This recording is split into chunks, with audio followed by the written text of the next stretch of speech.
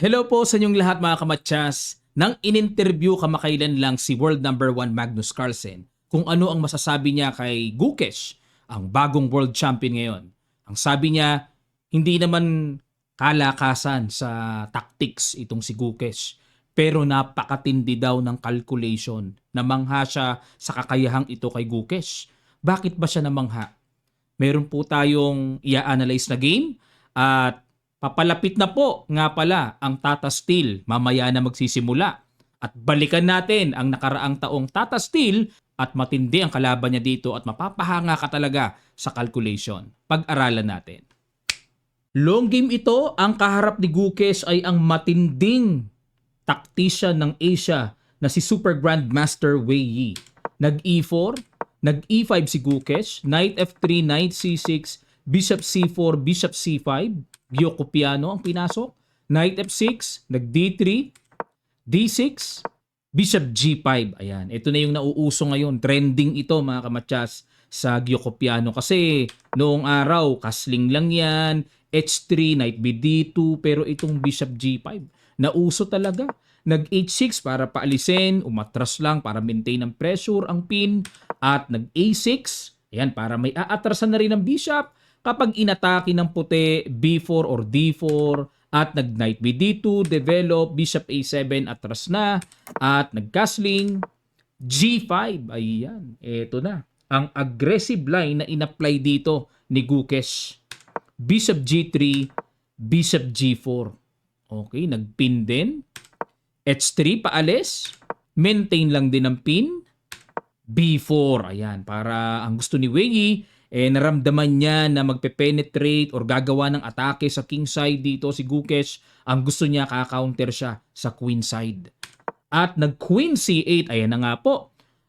Mag-G4. Papasabog. Yan ba purpose ng Reyna dyan? Para buwelo ng atake sa king side. At yan ang lumalabas na novelty. Hanggang sa panahon po ngayon ay wala pang nakaka-imbento ng mas bago pa dito. Ang old line ay Rook G8. Ayan, para diretso bomba na. Pero ito ang ginawa ni Gukesh last year. Nag-B5, nagmadali si Wei na magbigay pressure kagad. Nag-castling. Ayan, medyo interesting. Kasi nakompormiso na ang bahay ng king pero dyan pa rin nag-castling si Gukesh.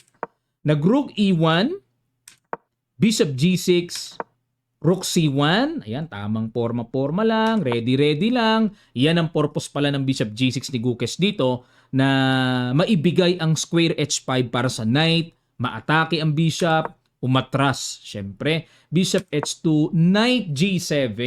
Okay. Yan pa po ang isa sa gusto ko dito kay Gukesh. Ang galing mag-maneuver nito ng mga pyesa. Ganun pala yun. O, saan pupunta yan? Pupunta dito sa E6. Papunta sa F4 mamaya. At nag-D4. Ayan. Okay. Break na kagad sa sentro. Nag-F6. Dito po mga kamatsas, pag kinapture ang pawn sa D4, kakapturing lang din. At pag kinapture, tipong lamang ng isang pawn dito ang black. Capture. Capture. Okay. May bishop takes D6. May pana, may sniper na nakatago. Kala ko may bishop takes. Tapos may queen F6 check.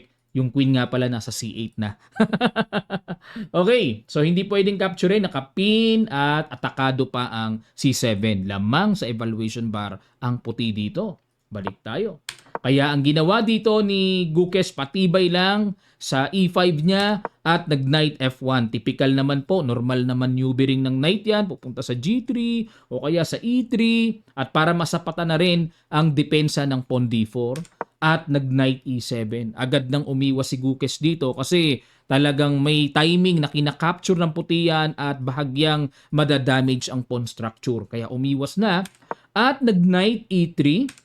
H5, tuloy pa rin sa plano ng pagbomba. Yun nga lang, medyo paunti-unting gapang lang. At nag-C4. Dito na po nabigyan ng bad move si Wei Yi. Dapat daw ay Bishop D3. Okay, uwi na lang at depensahan ang pawn sa E4. Pero teka muna mga kamatsas, medyo nakalimutan ko po. Baka maging tanong nyo, balik natin ha, sorry. Papaano kung capturein ang pawn sa e4? Libre yan. Nakaligtaan ko. Libre yan Tanong din yan, di ba? Magna Knight G4. Ayun. May atake sa bishop, may atake sa pawn H6. Na ang gagawin dito, kakapturein ang knight, queen takes F3, na hanging pa rin ang mga pawns. Pag nag-F5, ayun, dito pala, may mga ganyan na pala. Pag kinapture and then bishop takes E5. Ayan, medyo lamang ng konti sa evaluation bar ang black, pero magulo po ito at nakakatakot din ito sa black, no? Di biro ito. Okay, balik tayo. Nag-H5 dito, C4, kinapture ang pawn, knight D5, pumasok. Ayun, pasok, hinamon ang knight. At nag-queen D8. Ayan, tanong, bakit hindi naman kinapture ito? Okay, kakapturein lang po kasi ng C-pawn, magkaka-pressure ang black sa C7, sa D6, yung nakita nating sacrifice. Tapos, yung pawn sa D4 ay very easy na mabawi. Okay? Talagang, kumbaga, sinacrifice talaga yun, pero mababawi din Kaya ginawa ni Gukesh, nag-queen D8, simpleng depensa lang sa knight, at nag-knight takes D4. Ayan na. Nakpo, may butas na sa E6 square. At nag-bishop C5, good move. Dito naman, kasi kung C6, kakapture doon. Pero tingnan natin medyo tanong sa akin to. Pag nag-C6, capture. Capture. And ayun, ang tanong sa akin. Kasi kung magbi-bishop A4, tipong may bishop takes, mabibitin yung bishop sa A4 Nakita niyo yun, mga kamatyas? Di ba? Yung pala, ang gagawin dito, C5. Yan ang binibiling tira. Yan ang binibili. Matindi, mabigat. Na pag kinapture ang bishop, tipong one piece down ang puti, pero may bishop takes, queen D7, and then E5. Ayan. Talagang binibili talaga ang discarding yan. Kasi mabigat pong desisyonan yung ganito para pasukin. Nako, gat mabiyan. Mabigat. Balik tayo. Pero pwede yung C6, pero good move ang bishop C5. Mas talaga to, matining kumbaga. And okay, wala namang knight E6, may knight at may threat sa weak pawn sa A2. Nag-knight B3. Ayan na. Okay, para i-eliminate ang strong bishop na nagbibigay pressure sa F2, especially at good move na naman. Okay, bishop A3, accurate, no? Tira ng computer din yan. Nag-knight takes C7 ang tinatawag ngayon na Asia's calculator na si Wei Yi.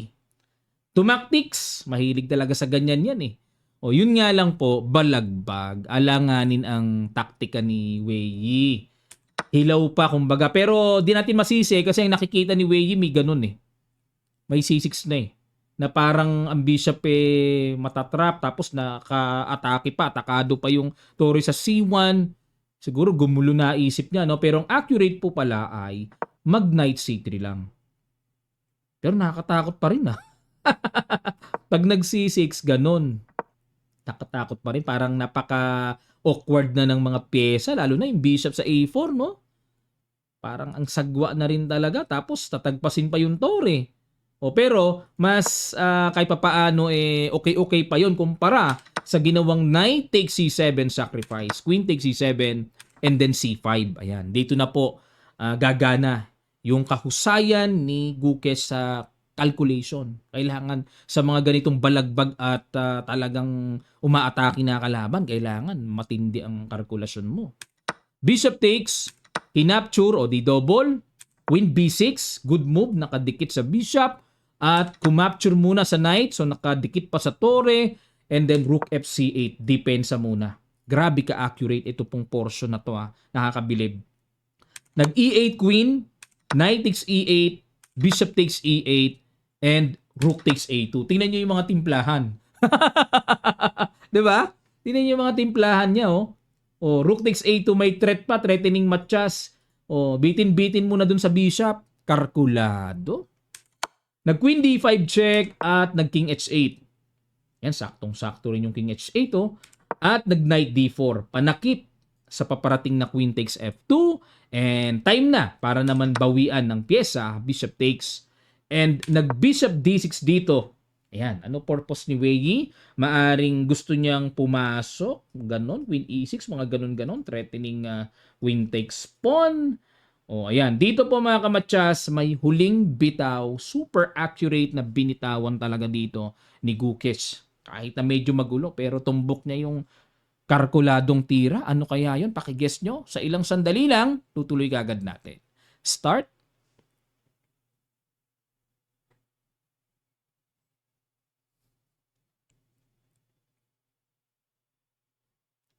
Maraming salamat po mga kamatsas. Congratulations sa mga nakakita ng tamang tira. Queen to A5. Napaka-accurate naman. Ayan, oh. Siyempre, lamang ng material, kung mapupwersa mong exchange ang mga pyesa, much better. O, pwersado. Double eh. Eh, wala na. O, resign dito si Wei Yi. Kasi po, pag kinapture yan, capture, bishop sa bishop, knight sa bishop, one rook down, lumalabas buong buo. Walang kabawi-bawi si Wei Yi, kaya ni-resign na niya. Ayan. Ako, believe na ako kay Wei Yi, mga kamatsas. Grabe yung player na yan. Kung maglaro yan, kulang na lang makagawa ng Game of the Century sa mga sacrifices na binibitawan. Tapos, ang gaganda. Pero, grabe, natapatan ni Gukesh sa tindi ng kalkulasyon. Hindi umubra yung mga aggressive. Ano? Black pa si Gukesh dito. Ito po ang lineup ngayon ng paparating na Tata Steel. Tingnan nyo po. Ayon po sa posted details ng chess.com, pinangungunahan ni Fabiano Caruana, Arjun Erigaisi ng India, Gukesh ang world champion, Nodirbek Abdusattorov ng Uzbekistan, Wei Yi nandito na naman. Babawian na ba niya si world champ? Pentala Hari Krishna ang coach ni Gukesh dito sa katatapos lang na World Championship, isa sa mga second niya yan. And Pragnananda, ba't puro Indians? Ang dami Hindi kaya magtulong-tulong to mga to. Pragnananda, no, rising star, future world champion din. Anish Giri. Si Anish Giri mukhang Indian na rin Pero yan po ay taga Netherlands. And then Vincent Kamer, pambato ng Germany. Vladimir Fedoseev ng Russia. Pero ngayon taga Slovenia na. And Jordan Van Forest, ayan, isa rin pong tactician, aggressive player mula sa Netherlands, and isa sa mga second ni Magnus itong nakaraang naglaro pa si Magnus sa World Championship. And Alexei Sarana, yan talaga, Russian. Pero ewan ko kung naglipat na to ng Federation. And then Max Warmerdam, ayan, sumisikat po itong si Max Warmerdam. And then Leon Luke Mendonca, ayan po ang line-up. Naku po, alam ko na naman ang tanong nyo. Coach, nasan si Magnus? Coach, nasan si Wesley? Coach, nasan si Nakamura? Hindi ko po alam mga kamatsas. Ito po ay invited or invitational super tournament na kauna-unahang super tournament ngayong taon pong 2025. Every January itong Tata Steel Sayang wala si Wesley, mas masaya sana. At kung nandyan si Magnus, mas matindi, mas yanig. Pero ganun pa man mga kamatsas, mamaya na po yung gabi magsisimula sa atin, Philippine time, 9 p.m. Pero ibang oras sa kanila So adjusted po. At long game ito, grabe, matagal ang labanan. 1 game per day dahil super long game. At malaman natin sa kanila kung sino ang matatag at magbibitaw ng mga malupitang Tiradingsky na kapupulutan natin ng improvements mga kamatsas. Maraming salamat po kung kayo po ay meron pong suhestyon at any comments na masasabi dito sa ating inanalyze at pinag-aralan, lapag nyo lang po sa comment section below. At sa mga di pa po nakakapag-subscribe, click nyo lang po ang subscribe button at ang notification bell para lahat po ng ating mga uploads ay mag-notify po sa inyo. Maraming salamat, magkita-kita pa tayo sa mga susunod pang chess updates.